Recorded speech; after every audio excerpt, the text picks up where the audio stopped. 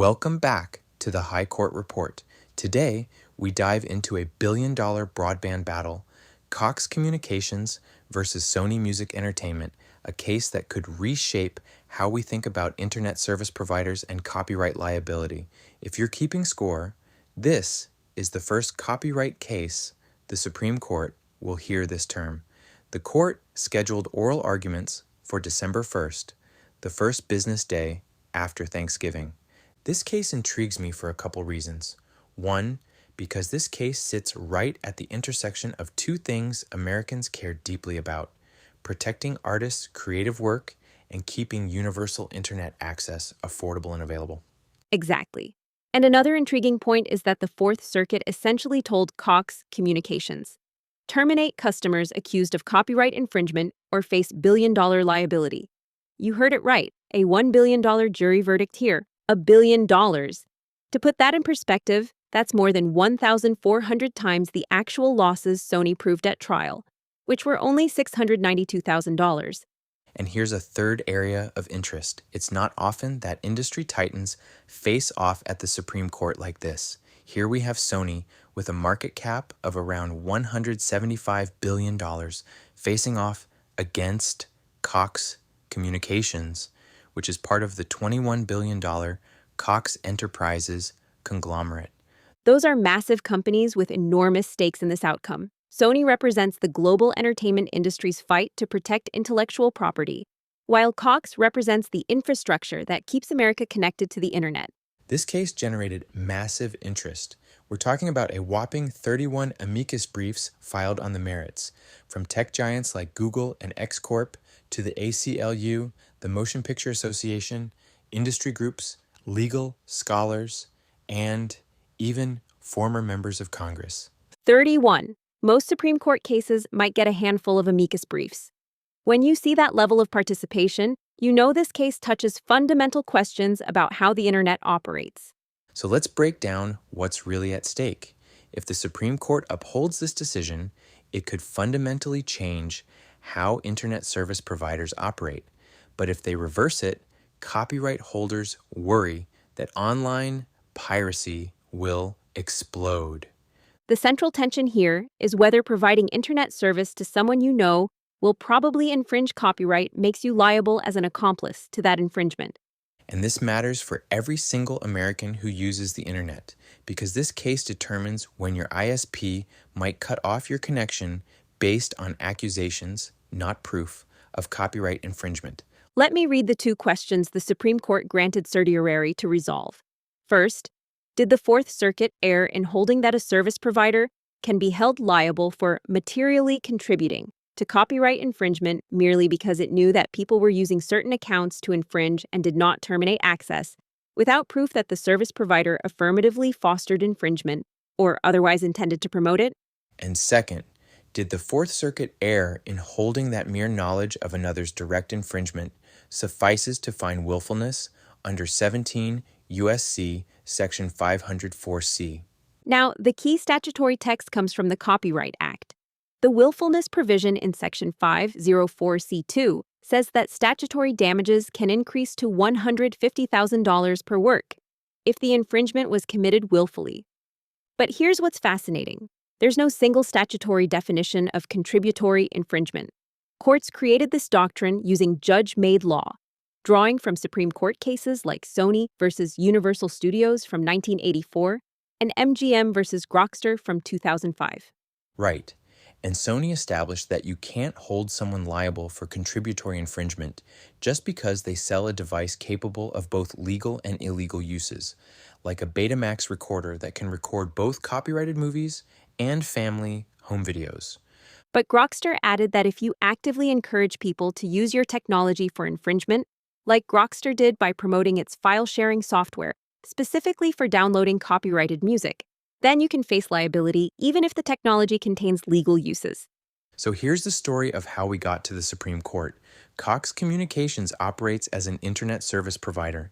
Basically, they sell internet connections to homes and businesses across multiple states. Like all major ISPs, Cox receives massive numbers of automated notices from record labels claiming that specific IP addresses on Cox's network downloaded copyrighted songs illegally. We're talking about roughly 5.8 million infringement notices during just the 2-year period at issue in this case. Now, Cox didn't ignore these notices. They actually developed what they called a 13-strike policy. Customers who received multiple infringement notices would get warnings, and theoretically, repeat offenders would eventually lose their internet service. But here's where it gets interesting. Sony Music and other record labels argued that Cox deliberately sabotaged its own policy. The trial evidence showed that Cox employees regularly reset customers' strike counts, reactivated terminated accounts, and even mocked the Digital Millennium Copyright Act, with one employee literally writing F the DMCA in internal communications. And the numbers are pretty stark. Cox terminated only a few dozen customers over the relevant period, even though they received millions of infringement notices. The trial court found that Cox deliberately avoided terminating customers because, as Cox employees put it in emails, we want to hold on to every subscriber we can. This brings us to a crucial background legal concept, the DMCA safe harbor. Congress created this protection in 1998 to shield internet companies from copyright liability, but only if they follow specific rules, including terminating repeat infringers. The Fourth Circuit already ruled in an earlier case that Cox lost its safe harbor protection because it didn't actually terminate repeat infringers. So when Sony sued Cox in this case, Cox couldn't use the DMCA as a defense. At trial, the jury found Cox liable for contributory copyright infringement and awarded damages on 10,017 copyrighted works. They also found that Cox acted willfully, which increased the potential damages to $150,000 per work instead of the normal maximum of $30,000. The jury awarded exactly $1 billion. That's about $99,830 per copyrighted work.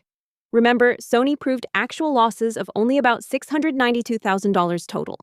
Cox appealed to the Fourth Circuit, which reversed the vicarious infringement verdict but upheld the contributory infringement finding. The Fourth Circuit said that Cox materially contributed to infringement simply by continuing to provide internet service to customers it knew would likely keep infringing.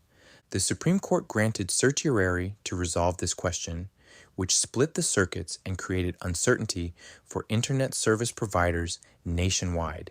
Let's break down how each side frames this case, starting with Cox's argument. Cox makes three main arguments. First, they argue that contributory infringement requires purposeful, culpable conduct. With the intent to promote infringement, Cox says they never encouraged anyone to infringe. They provided standard internet service on the same terms to everyone.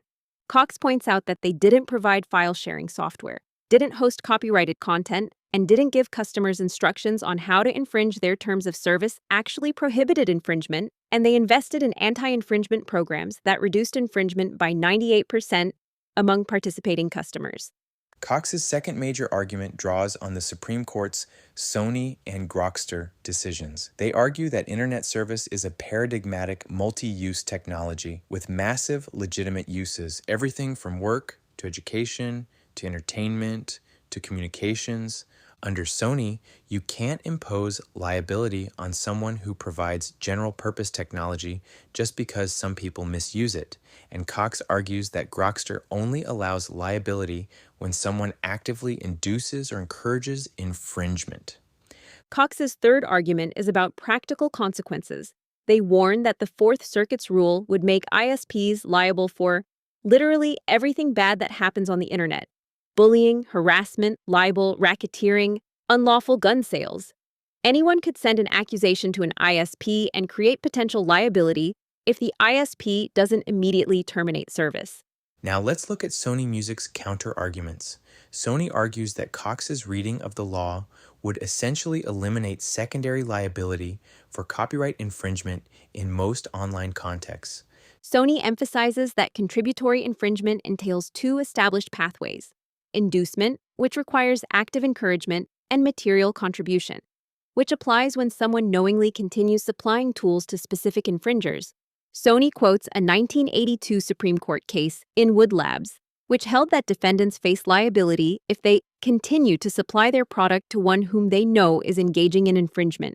Sony argues that's exactly what Cox did here. Sony also points to the DMCA's structure as supporting their position. They argue that if Cox's theory were correct, that you need active inducement for liability, then Congress wouldn't have needed to create safe harbor protections for ISPs who terminate repeat infringers. Sony emphasizes the egregious nature of Cox's conduct, the internal emails mocking copyright law, the deliberate failure to terminate known repeat infringers, and what Sony characterizes as Cox's profit motive in retaining paying customers regardless of their infringing activity. The United States filed an amicus brief supporting Cox and will participate in oral arguments, which adds significant weight to Cox's position. The government argues that contributory liability requires culpable intent to facilitate infringement, not just knowledge that infringement will occur. The government draws parallels to recent Supreme Court cases on aiding and abetting, particularly Twitter versus Tomney, where the court held that providing communications services doesn't create liability just because some customers will misuse those services.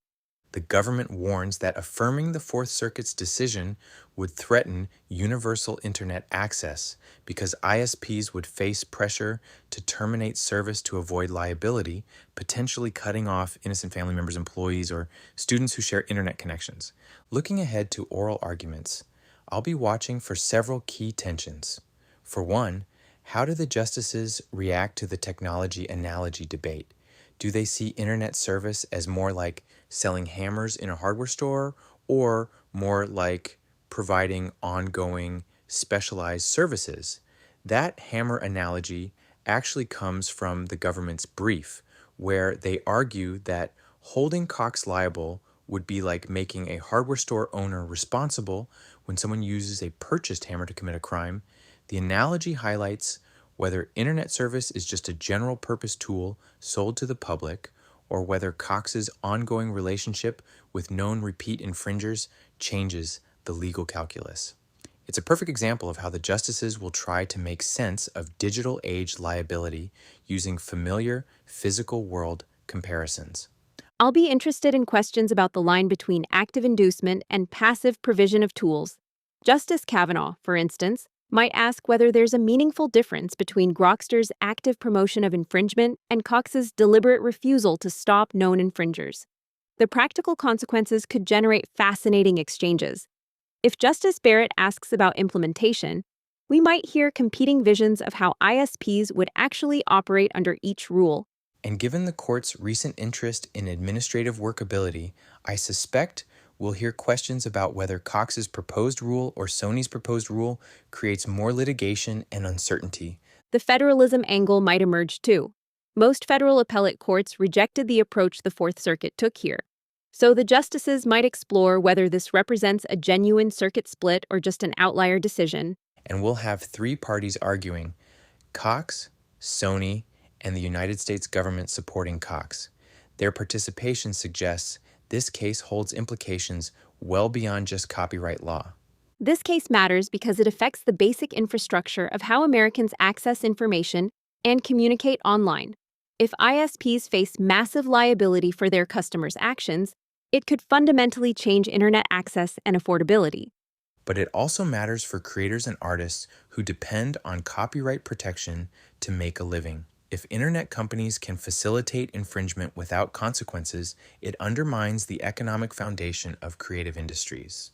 Beyond copyright, this case could influence how courts think about platform liability more broadly, from social media companies to cloud storage providers to payment processors.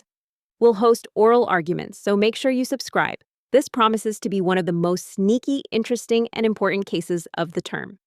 Thanks for joining us for this preview into Cox Communications versus Sony Music Entertainment. It's a perfect example of how technological change forces courts to re-examine century-old legal principles.